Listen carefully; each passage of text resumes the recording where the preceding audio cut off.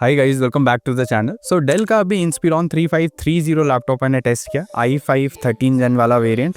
And आपको total detail में बताने वाला हूँ कि लैपटॉप के साथ मेरा एक्सपीरियंस कैसा था। बेस्ट बाइंग लिंक्स मैंने दे रखे हैं बहुत सारे लैपटॉप्स के एंड उनको टैग भी कर रखा है। जो इस लैपटॉप से बेटर ऑप्शन है, जो मुझे ऐसा फील होता है, मैंने उनको भी टैग कर दिया है। ठीक है, तो feel free to check them out. सबसे पहले अगर बिल्ड क्वालिटी की बात करूँ, देखो बिल्ड क्वालिटी इस लैपटॉप की अच्छी नहीं है। मतलब कंसिडरिंग द प्राइस, ये जनरली 40,000 से 50,000 रुपये के बीच में रहता है, मोस्टली 46-47,000 के आसपास ही रहता है। तो इस प्राइस में इसकी जो बिल्ड क्वालिटी है मुझे इतनी खास नहीं लगी। ठीक है, मतलब जो फ्लेक्स है इसके लिड पे वो काफ़ी ज़्यादा है, स्पेशली इसका जो सेंटर पार्ट है उस पर बहुत ज़्यादा फ्लेक्स है। अगर मैं चेसी की बात करूँ तो वहाँ पे भी अच्छा खासा फ्लेक्स देखने को मिल जाता है। प्लस वेट डिस्ट्रीब्यूशन जो है इस लैपटॉप का वो इतना तगड़ा नहीं है एंड हेंस एक हाथ से लैपटॉप नहीं खुलता है। हिंज की अगर मैं बात करूँ तो हिंज की बिल्ड क्वालिटी अच्छी है एंड जैसे ही आप इस लैपटॉप को ओपन करते हो तो जो इसका बेस है, जो चेसी वाला पार्ट है, वो थोड़ा अपलिफ्ट हो जाता है, मतलब बेस ऊपर आ जाता है सो दैट एयर इनटेक को जगह मिल सके। So that's a good thing. And overall मैं बोलूँ तो लैपटॉप का जो बिल्ड क्वालिटी है वो ठीक ठाक है, आप इतने ज़्यादा सेटिस्फाई नहीं रहने वाले हो। लेकिन अगर लुक्स की बात करूँ, ये लैपटॉप काफ़ी बढ़िया दिखता है, बहुत ही प्रोफेशनल, बहुत ही मिनिमल। कॉलेज एंड स्कूल के लिए लैपटॉप बहुत बढ़िया रहेगा अगर आप सिर्फ लुक को कंसिडर करते हो, मतलब प्रोफेशनल दिखता है काफ़ी। अब दोस्तों अगर डिस्प्ले की बात करूँ तो 15.6 इंचेस की फुल HD WVA डिस्प्ले मिल जाती है, जो मोस्टली IPS डिस्प्ले ही है। एंड 120 हर्ट्ज का रिफ्रेश रेट मिल जाता है इस लैपटॉप में, जो आपके ओवरऑल एक्सपीरियंस को थोड़ा स्मूथ डेफिनेटली करा देता है। 45% NTSC के साथ आता है, बट व्यूइंग एंगल्स में इतनी कोई दिक्कत नहीं है। ओवरऑल मैं बोलूँगा डिस्प्ले की क्वालिटी सही है, आपको कोई डिफिकल्टी नहीं आएगी। बट ये लैपटॉप मोस्टली इंडोर्स के लिए बनाया गया है, क्योंकि सिर्फ 250 निट्स की पीक ब्राइटनेस मिलती है एंड बाहर जाके आप इस लैपटॉप को यूज़ नहीं कर पाओगे क्योंकि विजिबिलिटी एकदम कम हो जाती है। ठीक है, एंटी ग्लेयर की कोटिंग दे रखी है, सो जो रिफ्लेक्शन वगैरह उसकी आपको कोई टेंशन लेने की ज़रूरत नहीं है। अब दोस्तों स्पेक्स के बारे में बात कर लेते हैं, लेकिन उससे पहले अगर आप भुवनेश्वर से हो एंड लैपटॉप्स ढूंढ रहे हो प्लस कंफ्यूज भी हो, तो आप जा सकते हो इन्फोजोन, जो कि शहीद नगर में है। एंड यहाँ आपको मल्टीपल ब्रांडेड लैपटॉप्स मिलेंगे, भले HP का ढूंढ रहे हो, एसूस का ढूंढ रहे हो, एसर का ढूंढ रहे हो, लेनोवो का ढूंढ रहे हो या डेल का लैपटॉप ढूंढ रहे हो, इनके पास सारे लैपटॉप्स अवेलेबल हैं, गेमिंग से लेके प्रोफेशनल यूज तक। और हाँ, अगर आप PC भी बनवाना चाहते हो, ये कस्टम PC बना देते हैं एंड पैन इंडिया शिप भी करते हैं। और उसके साथ साथ अगर आप प्रिंटर्स ढूंढ रहे हो, एक्सेसरीज ढूंढ रहे हो, फ्रिज, AC, TV, ये सारी चीजें इनके पास मौजूद हैं। एंड ये ऑनलाइन प्राइसेस को मैच करते हैं, प्लस एक्स्ट्रा कार्ड डिस्काउंट भी मिलेगा। और सोने पे सुहागा, अगर आप उनको ये वीडियो दिखाओगे आपको एक्स्ट्रा 500 रुपीज का डिस्काउंट मिलेगा या फिर फ्री गुडीज मिलेंगी। सो जल्दी इन्फोजोन जाओ एंड अपने नए लैपटॉप को खरीद लो। दोस्तों तो ये जो स्टोर है उसकी सारी लोकेशन की डिटेल्स डिस्क्रिप्शन बॉक्स में, feel free to check them out.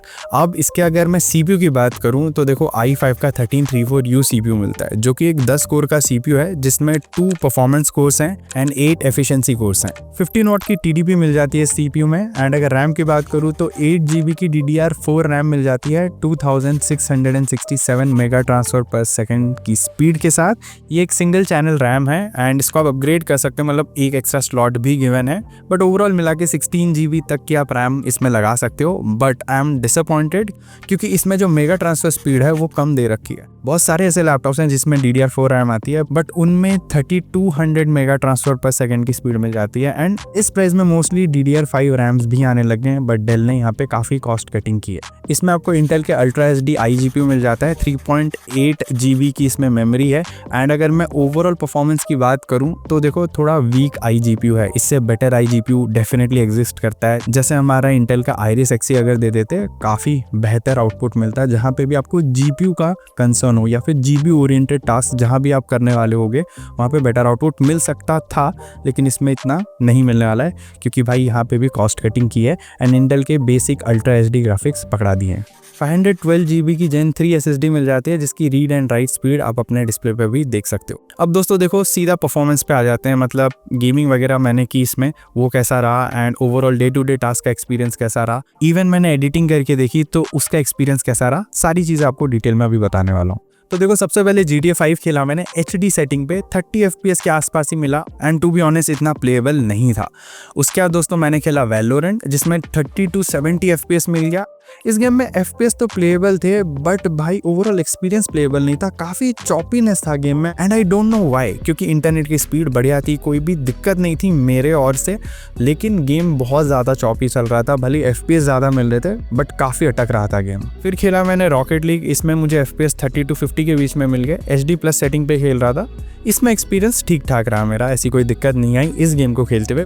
But ये काफ़ी ज़्यादा बेसिक गेम है एंड इसको अगर खेलना चाहो तो खेल सकते हो। फिर मैंने की दोस्तों इसमें एडिटिंग, बेसिक एडिटिंग थी, मतलब फुल HD वाली एडिटिंग थी, मैक्सिमम 2 से 3 लेयर की थी। कलर ग्रेडिंग डेफिनेटली कर रखा था एंड ट्रांजिशंस वगैरह इतने कुछ खास थे नहीं, इफेक्ट्स भी बेसिक से थे। एंड इस लैपटॉप ने भाई एक 9 मिनट की वीडियो को एक्सपोर्ट करने में ऑलमोस्ट आधा घंटा ले लिया, which is quite a lot.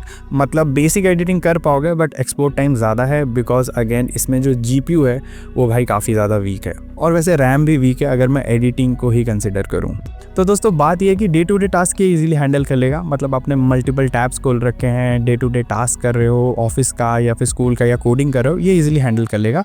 लेकिन अगर आप कैजुअल गेमिंग करना चाहते हो, एडिटिंग करना चाहते हो, ये लैपटॉप नहीं बना इन दोनों चीज़ों के लिए। मतलब थोड़ी बहुत एडिटिंग कर सकते हो बट कैजुअल गेमिंग मैं इतना ज़्यादा सजेस्ट नहीं करूँगा इस लैपटॉप में। एंड फर्दर मैंने कुछ बेंचमार्क्स भी रन किए, उनके स्कोर्स मैं आपको बता देता हूँ। देखो सबसे पहले रन किया मैंने सिनेबेंच R23, जिसमें सिंगल कोर स्कोर था 1656 एंड मल्टी कोर स्कोर था 6647। फिर रन किया 3D मार्क का नाइट रेड, जिसमें टोटल स्कोर रहा 8256। टाइम स्पाई का स्कोर रहा 851।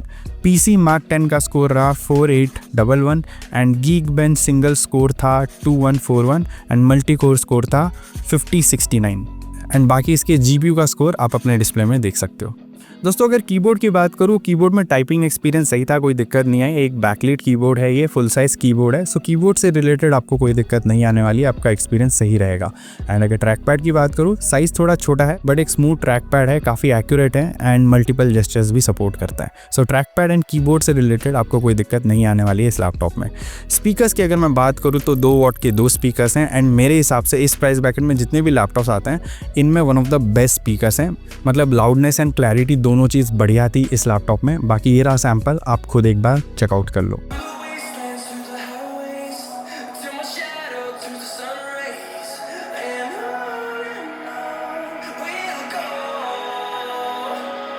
वेबकैम की अगर मैं बात करूं तो HD वेबकैम है, जो बेसिक वेबकैम मिलता है हर एक लैपटॉप में, इनमें भी एकदम बेसिक वेबकैम ही दे रखा है, शटर नहीं दे रखा है। बाकी ये रहा सैंपल, आप खुद एक बार चेकआउट कर लो। Hi guys, so right now I'm inside my room. The normal lights are on, the fan is on, and you can easily determine how the video quality is and the audio quality is. अब दोस्तों चलिए जान लेते हैं कौन कौन से ports मिलते हैं इस लैपटॉप में हमें। तो दोस्तों एक USB 3.2 Gen 1 type A port मिल जाता है, एक USB 3.2 Gen 1 type C port मिल जाता है जो सिर्फ डेटा के लिए है, एक USB 2 पोर्ट मिल जाता है, एक हेडसेट ऑडियो जैक मिल जाता है, एक HDMI 1.4 का पोर्ट मौजूद है और एक SD कार्ड स्लॉट भी मिल जाता है। और अब अगर बैटरी बैकअप की मैं बात करूँ, देखो 41 वॉट आवर की बैटरी मिल जाती है, 4.5 से 5 घंटे की ओवरऑल बैटरी बैकअप मिल जाएगी डिपेंडिंग ऑन योर वर्क। मतलब बेसिक से नॉर्मल टास्क के लिए आप चूज़ कर सकते हो इस लैपटॉप को, मतलब आपको अच्छी खासी बैटरी बैकअप मिल जाएगी 5 घंटे के आसपास की, उससे ज़्यादा नहीं। लेकिन आप जैसे जैसे काम बढ़ाओगे तो बैटरी बैकअप कम होती है, जो काफ़ी ज़्यादा लाजमी सी बात है। फास्ट चार्जिंग इस लैपटॉप में मौजूद है, ऑलमोस्ट 1 घंटे 15 मिनट में लैपटॉप फुल चार्ज हो जाता है। अब दोस्तों अगर आप मुझसे पूछोगे मेरी पर्सनल राय क्या है इस लैपटॉप को लेके, मैं बोलूँगा ओवर प्राइस्ड है। नो डाउट ये लैपटॉप ओवर प्राइस्ड है, कॉस्ट कटिंग कर रखा है डेल ने काफ़ी ज़्यादा अपने प्रॉफिट मार्जिन्स को बढ़ाने के लिए। एंड ओवरऑल मैं बोलूँगा ये लैपटॉप इतना ज़्यादा वर्दी नहीं है। लेकिन अगर आप सिर्फ डेल का लैपटॉप ढूंढ रहे हो, इसको कंसिडर कर सकते हो। एक बात मैं बताना भूल गया, इसमें MS ऑफिस मिल जाता है लाइफ टाइम के लिए एंड मैकेफी एंटीवायरस मिल जाता है 15 महीनों के लिए। बाकी देखो ये लैपटॉप इस स्पेक के साथ 40,000 से ज़्यादा का नहीं बिकना चाहिए, बट ये भी 50,000 के आसपास में बिक रहा है। सो मैं बोलूँगा इस प्राइस में डेफिनेटली महंगा है लैपटॉप। इससे जितने भी बेटर लैपटॉप्स मुझे फील होते हैं मैंने टैग कर रखा है, लिंक्स भी दे रखा है। लेकिन अगर आप सिर्फ डेल का लैपटॉप लेना चाहते हो 40 to 50,000 रुपीज़ में, इसको आप कंसिडर कर सकते हो। आप क्या सोचते हो इस लैपटॉप के बारे में, कमेंट करके ज़रूर बताना। मैं मिलता हूँ आपको अगले वीडियो में। Until then, over and out.